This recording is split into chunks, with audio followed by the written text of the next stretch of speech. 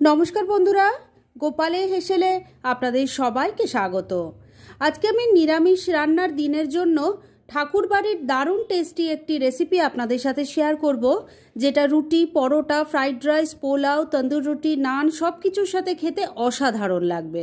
তাই চলুন আর একটু সময় নষ্ট না করে রান্নাটা করে ফেলি। আজকে ঠাকুরবাড়ির দুর্দান্ত স্বাদের একটা নিরামিষ পনিরের রান্না করব। তার জন্য আমি এখানে 200 গ্রাম পনির নিয়ে সেটাকে স্কোয়ার শেপে কেটে নিয়েছি। এবারে এর মধ্যে প্রথমে দিয়ে দিচ্ছি অল্প নুন, দিয়ে দিচ্ছি অল্প লঙ্কার গুঁড়ো। আমি এখানে লঙ্কার গুঁড়ো দিলাম, তবে আপনারা চাইলে কিন্তু এখানে শুকনো লঙ্কা বেটে দিতে পারেন। এবার ভালো করে নুন আর লঙ্কার গুঁড়োটা মিশিয়ে নিচ্ছি। নুন আর লঙ্কার গুঁড়ো দিয়ে পনিরের টুকরোগুলো ভালো করে মেখে নিয়েছি। এবার এটাকে আমি কিছুক্ষণের জন্য এক সাইডে রেখে দিচ্ছি আর নেক্সট স্টেপের দিকে এগোচ্ছি। পনিরগুলো ম্যারিনেট করে রেখে দিয়েছি আর এবার মূল রান্নাটা শুরু করব। তবে তার আগে একটা মশলা তৈরি করে নেব, সেজন্য প্যান বসিয়ে গরম করে নিয়েছি। এর মধ্যে দিয়ে দিচ্ছি কিছু গোটা গরম মশলা, তার মধ্যে আছে 3-4টে এলাচ, 3-4টে লবঙ্গ আর ছোট ছোট দুটো দারচিনি। এবার ফ্লেমটাকে একটু কমে রেখে এই মশলাটাকে একটু মুচমুচে করে ড্রাই রোস্ট করে নেব। মুচমুচে করে ভেজে নিলে গুঁড়ো করতে সুবিধা হবে। ফ্লেমটাকে কমে রেখে মশলাটা ড্রাই রোস্ট করে নিয়েছি। এবার এটাকে আমি নামিয়ে নিচ্ছি, ঠান্ডা হলে গুঁড়ো করে নেব। ড্রাই রোস্ট করা মশলাটা তুলে রেখে দিয়েছি, ঠান্ডা হলে আগেই বলেছি ওটা গুঁড়ো করে নেব। আর এবার মূল রান্নাটা শুরু করব, সেজন্য প্যানের মধ্যে রিফাইন অয়েল দিয়ে দিয়েছি। তবে ঠাকুরবাড়ির রান্নাতে কিন্তু রিফাইন অয়েলের ব্যবহার হতো না, সেখানে রান্নাটা ঘিতে তৈরি করা হতো।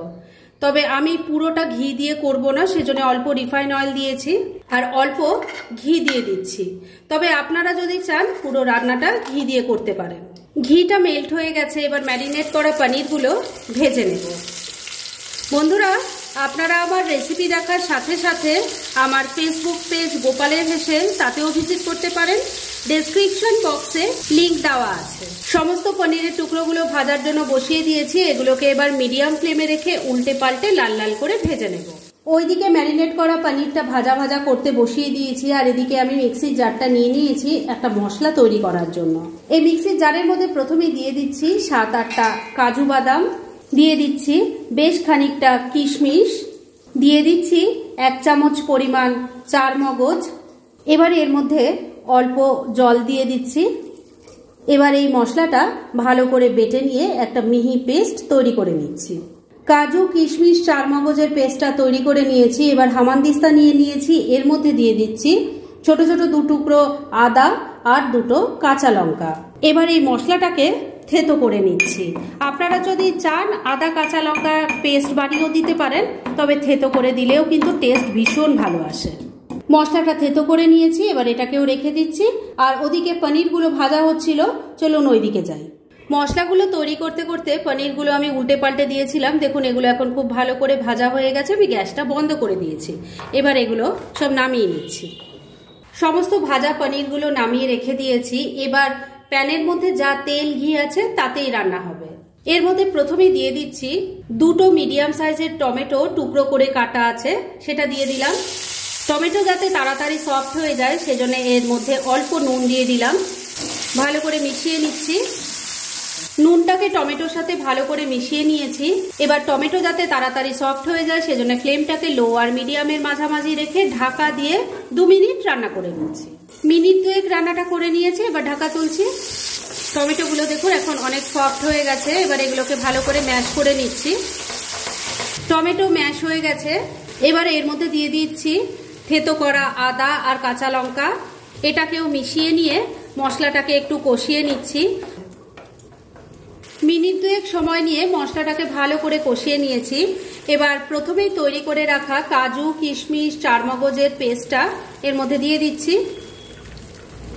ফ্লেমটাকে মিডিয়ামে রেখে সমস্ত কিছু মিশিয়ে নিয়ে ঘন ঘন এভাবে নাড়াচাড়া করে মশলাটাকে কষিয়ে নেব। যেহেতু কাজু আছে তাই মশলাটা কিন্তু চট করে পুড়ে যাওয়ার একটা টেন্ডেন্সি থাকবে, তাই এটাকে কিন্তু ঘন ঘন নাড়াচাড়া করে কষিয়ে নিতে হবে। 3-4 মিনিট সময় নিয়ে মশলাটাকে খুব ভালো করে কষিয়ে নিয়েছি। এবার মিক্সির জারটায় অনেকটা মশলা লেগে আছে, তার মধ্যে অল্প জল নিয়ে দিয়ে দিলাম। আবারও সবকিছু মিশিয়ে নিয়ে মশলাটাকে আবারও একবার খুব ভালো করে কষিয়ে নেব। যত কষিয়ে কষিয়ে রান্নাটা করবেন এর টেস্ট যে কি অসাধারণ হবে সেটা একবার ট্রাই না করলে আপনারা বুঝতেই পারবেন না। এত কম জিনিসে রান্নাটা তৈরি হচ্ছে, কিন্তু তন্দুর রুটি, নান, ফ্রাইড রাইস, পোলাও এসবের সাথে খেতে যে কি ভালো লাগবে সেটা একবার তৈরি করুন, তবেই বুঝবেন। মশলাটাকে মিনিট 2 সময় নিয়ে আবারও ভালো করে কষিয়ে নিয়েছি। এবার এর মধ্যে পরিমাণ মতো নুন দিয়ে দিচ্ছি, তবে নুনটা দেওয়ার সময় খেয়াল রাখবেন আগেও কিন্তু নুনের ব্যবহার করা হয়েছে। অল্প একটু চিনি দিয়ে দিলাম, মিশিয়ে নিচ্ছি। এবার এর মধ্যে গ্রেভির জন্য দুধ দিয়ে দিচ্ছি। এই দুধটা কিন্তু কাঁচা দুধ নয়, আমি আগে ফুটিয়ে রেখেছিলাম। আমি 200 গ্রাম পনির নিয়েছি, তার জন্য এখানে দুধের ব্যবহার করলাম মেজারিং কাপের 1 কাপ। ভালো করে মিশিয়ে নিচ্ছি। সবকিছু খুব ভালো করে মেশানো হয়ে গেছে। এবার এটা ফুটে ওঠা অবধি একটু অপেক্ষা করতে হবে। গ্রেভিটা খুব ভালো করে ফুটে উঠেছে। এবার এর মধ্যে ভেজে রাখা পনিরগুলো দিয়ে দিচ্ছি। গ্রেভির সাথে ভালো করে মিশিয়ে নিচ্ছি। বন্ধুরা, অনলাইন শপিং আমরা এখন সারা বছর সবাই করি, তাই ঘরে বসেই যদি নামি দামি ব্র্যান্ডেড কোম্পানির চয়েসেবল জিনিস অবিশ্বাস্য কম দামে পেতে চান, তাহলে ডেসক্রিপশন বক্সে টেলিগ্রাম লিংক বলে একটা লিংক দেওয়া আছে, সেখান থেকে আপনারা ভিজিট করতে পারেন আর মনের মতো যাবতীয় জিনিসপত্র কিনে নিতে পারেন, সেটাও কিন্তু প্রচুর ডিসকাউন্টের সাথে। ভাজা পনিরের টুকরোগুলো গ্রেভির সাথে খুব ভালো করে মিশিয়ে নিয়েছি। এবার ফ্লেমটাকে ওই লো আর মিডিয়ামের মাঝামাঝি রেখে ঢাকা দিয়ে 3-4 মিনিট রান্না করে নিচ্ছি। মিনিট 3 রান্নাটা করে নিয়েছি। এবার ঢাকা তুলছি। ঢাকা তোলার সঙ্গে সঙ্গে দারুণ একটা গন্ধ বেরোচ্ছে। আপনারা যখন এটা ট্রাই করবেন এটা আপনারাও ফিল করতে পারবেন। দেখুন গ্রেভিটা সুন্দর থিক হয়ে গেছে, মানে রান্না মোটামুটি রেডি। এবার শুধু শেষ পর্যায়ে দিয়ে দেব সেই থেতো করা গরম মশলাটা, যেটা প্রথমে ড্রাই রোস্ট করে নিয়েছিলাম। ভালো করে মিশিয়ে নিচ্ছি। ক্রাশ করা গরম মশলার গুঁড়োটা ভালো করে মিশিয়ে নিয়ে মিনিট খানেক আবারও রান্নাটা করে নিয়েছি।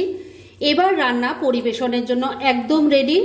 লুচি, পরোটা, তন্দুর রুটি, নান, ফ্রাইড রাইস, পোলাও এসবের সাথে খেতে কিন্তু এটা অসাধারণ লাগবে। যাই হোক, গ্যাস বন্ধ করে দিলাম।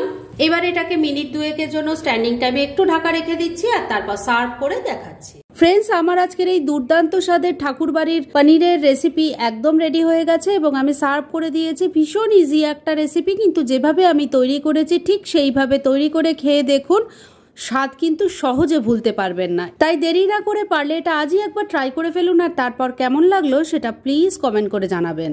এরম ধরনের অনেক ভালো ভালো নিরামিষ রান্নার রেসিপি আপনারা গোপালের হেসেল সার্চ করলেই পেয়ে যাবেন, যার মধ্যে থেকে কিছু কিছু আমি সাজেস্টেড বক্সেও দিয়ে দেব, সেখান থেকেও আপনারা দেখে নিতে পারেন। তাই গোপালের হেসেল অবশ্যই ভিজিট করুন। আর আপনারা কেমন ধরনের রেসিপি চাইছেন সেটাও কিন্তু আমাকে জানাতে পারেন। আমি চেষ্টা করব সেসব রেসিপিগুলো আপনাদের সাথে শেয়ার করার। আর আমার আজকের এই রেসিপি যদি আপনাদের ভালো লাগে আর ইউজফুল বলে মনে হয়, তাহলে যারা এখনো আমার চ্যানেলটাকে সাবস্ক্রাইব করেননি তারা প্লিজ সাবস্ক্রাইব করুন।